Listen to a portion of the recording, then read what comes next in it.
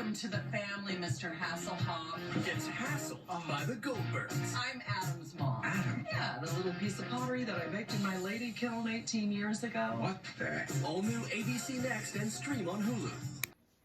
So what an impactful episode that was, as the Rusty Wallace installment of season 10 of Goldbergs is officially in the book. So let's get into it. I want to get this over with as soon as possible so I can go back upstairs and continue relaxing. But anyway, first off, attaboy to Sam Pancake for rocking that shit like Rob Riggle as Dr. Bowman, the same way he rocks that shit like Rob Riggle on A Million Little Things as Carter. So well done, my man. But anyway, that's where I'm going to start off while we're on that topic. So Erica and Jeff did not want to find out the gender of the baby right away.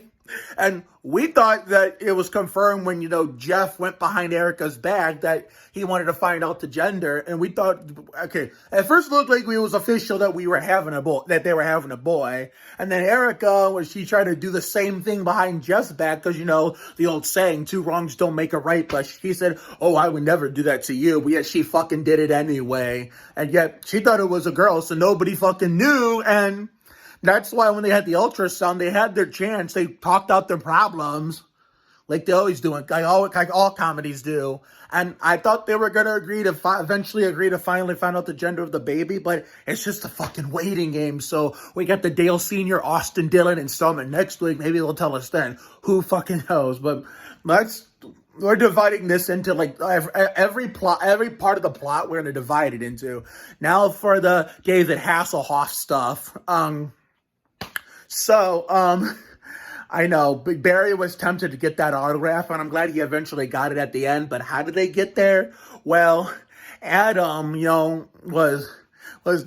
wanted to meet him first, and considering he got to meet him, but they kind of started off on the wrong foot, sneaking into his trailer and being weird, and then he lied to his mom, the Smoopy Bev, who sometimes I wish was my mom in episode because of episodes like this, as thankful as I am for my real life mom. He lied and she fell for it. Hey, that's what the kid version of me would have done in a situation like that. I would lie to my parents, like my real mom, and of course my dad, so I wouldn't get in trouble. If I told the truth the first time, they would believe me. But then when I found out I lied, then I would get in more trouble for lying than I would if I told the truth the first time. Because if there's anything every kid learns growing up, no matter the generation, it's the truth will set you free. But it's something that millennials like me learned, that if you tell the truth the very first time, you'll get in trouble, but not as much trouble as you would if you just lied and then, have people believing you and turns out that what you said wasn't true. So if we told the truth the first time, we're honest, which I do nowadays, then it won't be as bad. It's going to be a little bit, but not as bad as, a flat out, blatant, big fat lie. So I feel bad that she had to run to his trailer, deliver that pasta food or lasagna or whatever the fuck that shit was, Parmesan, only to find out that David Hasselhoff told her the truth that I don't have an assistant. I know who you're talking about, but he doesn't work for me. And he was who knows what he was doing at that point, because off camera, Bev had her red liar sweater on, turning her back towards the door to iron. And then when Adam got back thinking, he was in the clear, boom, the liar shirt came.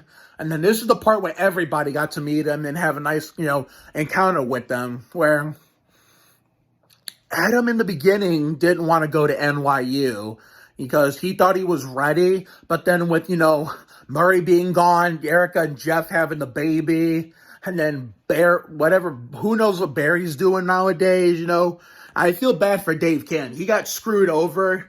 That's not a good way to make his return. That's not a good way for him to make his return to the show for his first episode of the season, getting screwed over like that. But I feel his pain.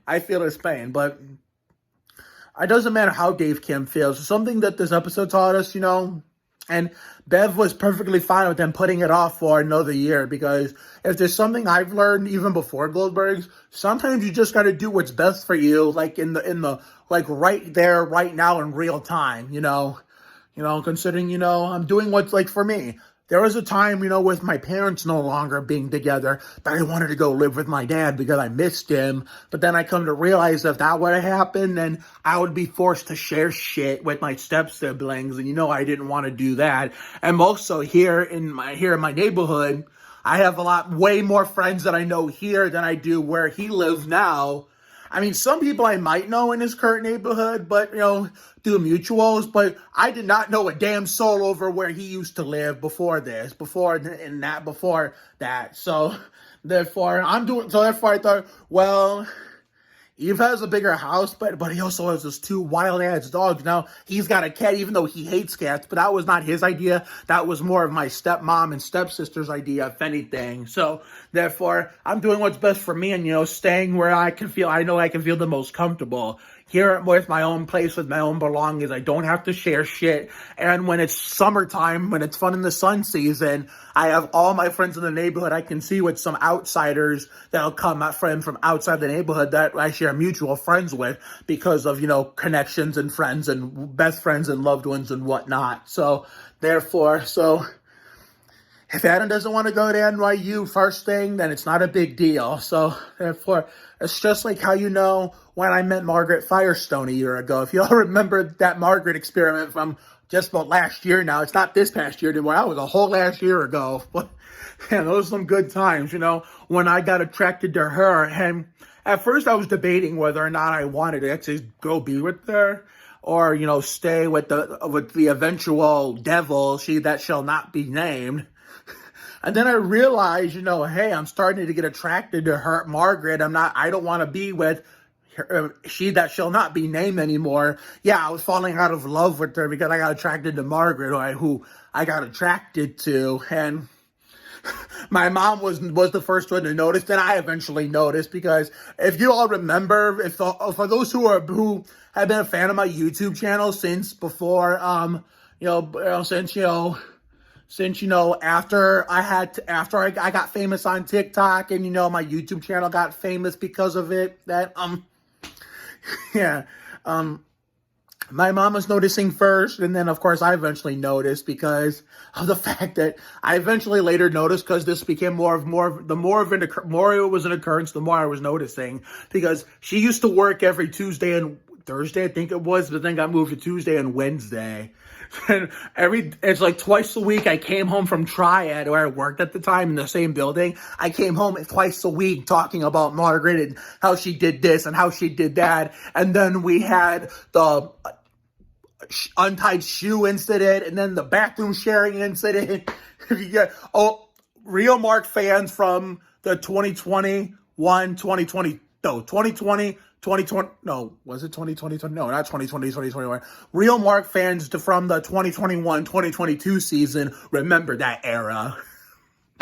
There were some good times, man. And the reason why I'm bringing this up, because I was talking to my mom in her bedroom around that time, right before I broke up with the devil. She's like, you don't have to stay with her if you don't want to.